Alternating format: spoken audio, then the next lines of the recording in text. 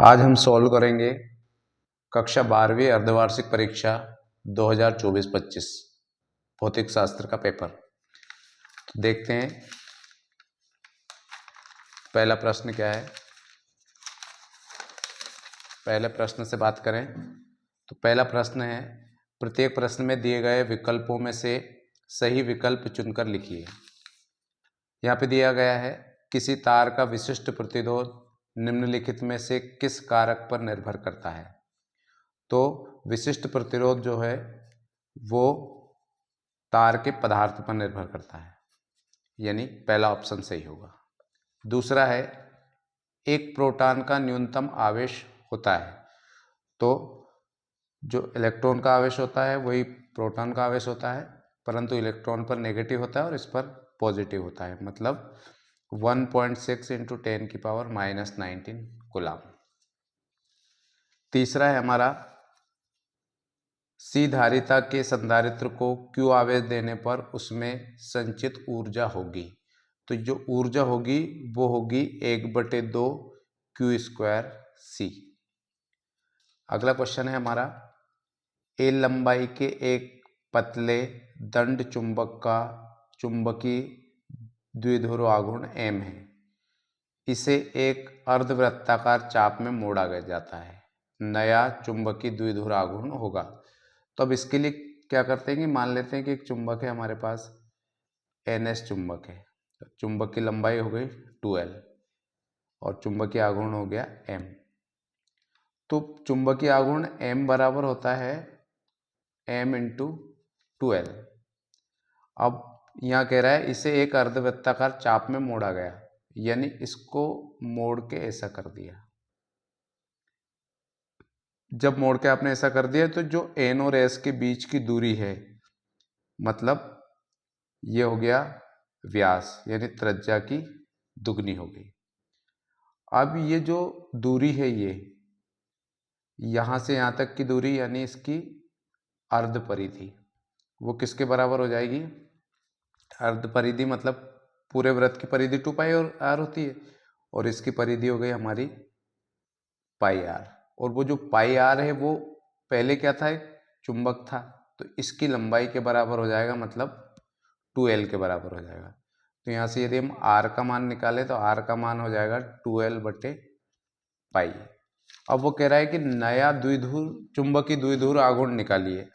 तो इसके लिए m' बराबर हो जाएगा M × 2L की जगह ये दूरी हो जाएगी आपकी r, ये वाली दूरी, तो 2r हो गया। तो M × 2r की वैल्यू रख देंगे हम 2L/π।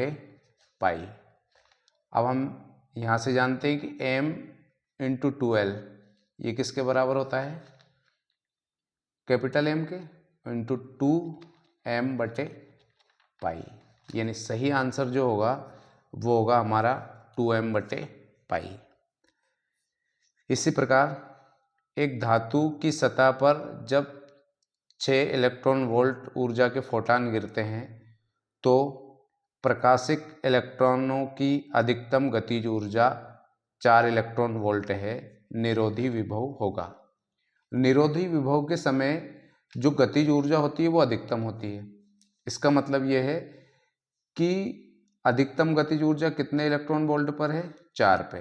तो इसका मतलब यह है कि उस समय जो निरोधी विभव होगा वो 4 वोल्ट होगा।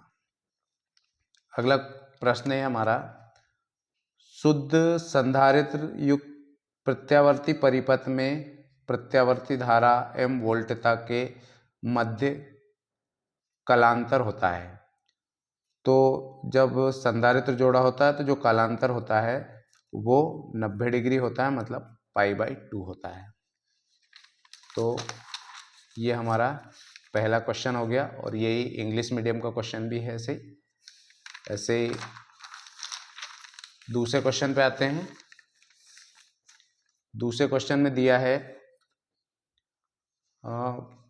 विद्युत क्षेत्र की दिशा में चलने पर विभव होता है। तो विभव जो है वो इस स्थिति में घटता है। तो विद्युत क्षेत्र की दिशा में चलने पर विभव जो है वो कम होता है, यानी जो फार्मूला है उस फार्मूले के हिसाब से E बराबर माइनस dV/dx, जो माइनस है वो यही प्रदर्शित कर रहा है। फिर है गतिशीलता का एसआई मात्रक। अब गतिशीलता का फार्मूला होता है Vd/E, Vd मतलब वेग, और इसके हिसाब से जब पूरा सॉल्व करेंगे तो ये निकल के आएगा हमारा मीटर स्क्वायर पर वोल्ट पर सेकंड। इसको पूरा सॉल्व करेंगे तो मात्रक निकल के आएगा मीटर स्क्वायर पर वोल्ट पर सेकंड, यानी वेग का फार्मूला रखेंगे और ई का फार्मूला रखेंगे, सॉल्व करेंगे तो ये ऐसा ही मात्रक निकल के आएगा। फिर परिवर्तनशील विद्युत क्षेत्र धारा उत्पन्न करता है, तो इसमें आ जाएगा आपका विस्थापन धारा, यानी इसका सही आंसर होगा आपका विस्थापन धारा। जल के भीतर वायु का बुलबुला लेंस की भांति व्यवहार करता है, तो इसमें आ जाएगा आपका अपसारी लेंस, क्योंकि इसकी फोकल लेंथ चेंज हो जाती है। अगला है अल्फा कण परमाणु का नाभिक होता है, तो ये जो होता है ये हीलियम परमाणु का नाभिक होता है 2He4। और अगला है हाइड्रोजन परमाणु की स्पेक्ट्रमी श्रेणी पूर्णतः पराबैंगनी भाग में होती है, तो इसका आंसर आएगा लाइमन श्रेणी।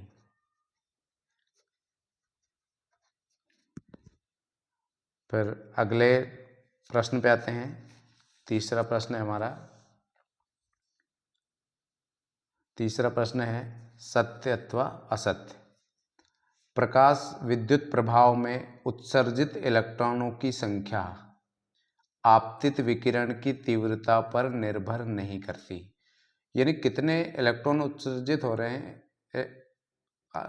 जो उत्सर्जित इलेक्ट्रॉनों की संख्या आपतित विकिरण की तीव्रता पर निर्भर करती है, इसका मतलब ये असत्य है।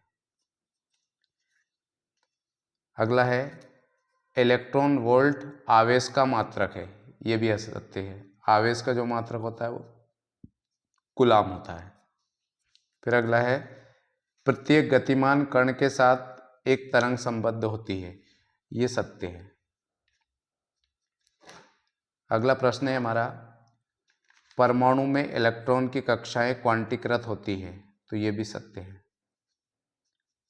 अगला प्रश्न है हाइड्रोजन परमाणु में पाश्चन श्रेणी अवरक्त क्षेत्र में आती है, तो ये भी सत्य है। हाइड्रोजन स्पेक्ट्रम में पाश्चन श्रेणी अवरक्त क्षेत्र में आती है, ये भी सत्य है। इसके बाद चौथे प्रश्न पे आते हैं। चौथा प्रश्न है हमारा सही जोड़ी। स्तंभ आ को स्तंभ बा से मिलाकर सही जोड़ी बनाइए। यहाँ पे दिया स्नेल का नियम। स्नेल का जो नियम है वो स्नेल का नियम अपवर्तन के लिए होता है, तो इसलिए इस पे आ जाएगा अपवर्तन, यानी तीसरा हो गया। परावर्ती दूरदर्शक, जो परावर्ती दूरदर्शक होता है इसे कैसग्रेन बोलते हैं, तो ये हो जाएगा आपका कैसग्रेन या नंबर 5। अगला है व्यतिकरण का द्विस्लिट प्रयोग। ये प्रयोग किया था थॉमस यंग ने, तो ये आ जाएगा आपका छठा। पर प्रकाशिक तंतु, प्रकाशिक तंतु जो होता है वो पूर्णांतरिक परावर्तन पर आधारित होता है, तो ये पूर्णांतरिक परावर्तन पर हो गया। फिर है समतल तरंगाग्र। समतल तरंगाग्र में जो प्रकाश स्रोत होता है वो अनंत पर होता है, तो इसके लिए आ जाएगा आपका चौथा। फिर है प्रेरकीय प्रतिघात, इसके लिए आ जाएगा आपका पहला XL बराबर ओमेगा एल। तो ये आपका चौथा प्रश्न हुआ। इसके बाद पांचवें प्रश्न को सोल्व करते हैं। एक शब्द में उत्तर दीजिए। प्रश्न है आपका, अनुनाद की दशा में श्रेणी LCR परिपथ में प्रवाहित धारा अधिकतम होती है या न्यूनतम? तो इसका आंसर आएगा अधिकतम, क्योंकि उस समय XL और ओमेगा एल का मान बराबर हो जाता है, वो दोनों एक दूसरे को कैंसिल कर देते हैं तो केवल R बचता है। एम्पियर के परिपथीय नियम का गणितीय रूप लिखिए। एम्पियर के परिपथीय नियम के हिसाब से होता है BdL बराबर म्यू नॉट I। अगला है, किसी चुंबक के चुंबकीय आघूर्ण की दिशा क्या होगी? तो जो चुंबकीय आघूर्ण की दिशा होगी वो दक्षिण ध्रुव से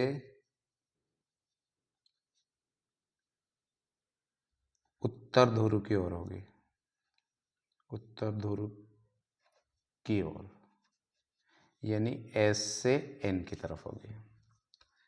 अगला है हमारा, विद्युत चुंबकीय स्पेक्ट्रम में सबसे कम तरंगदैर्ध्य वाली तरंगे कौन सी है? तो विद्युत चुंबकीय स्पेक्ट्रम में सबसे कम तरंगदैर्ध्य जो होती है वो गामा किरणों, एक्स किरणों की होती है। इसके बाद अगला है, किस स्थिति में प्रिज्म के अंदर अपवर्तित किरण प्रिज्म के आधार के समांतर हो जाती है? ये जो होती है इस स्थिति को हम बोलते हैं न्यूनतम विचलन की स्थिति में, न्यूनतम विचलन की स्थिति में। तो इस तरीके से ये हमारे एक्स शब्द वाले क्वेश्चन हो गए। इसके बाद अगले जो प्रश्न हैं हमारे, इन प्रश्न के लिए पूरा सॉल्व करते हुए पूरा वीडियो बनाएंगे बाद में, तो अभी केवल आप ऑब्जेक्टिव सोल्व कर लीजिए।